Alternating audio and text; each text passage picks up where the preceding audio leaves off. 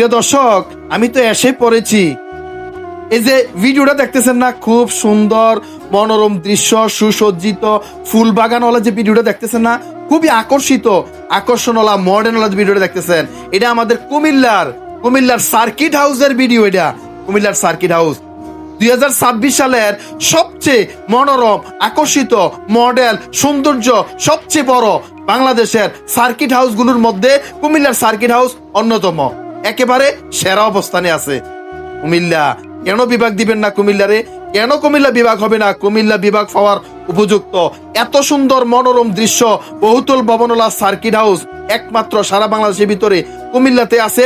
একেবারে মডেল, আকর্ষিত, দেখতে সুন্দর। দেখছেন এই ভিডিওটা কত সুন্দর দেখা যায়? খুবই ভালো না? খুবই মনোরম দৃশ্য।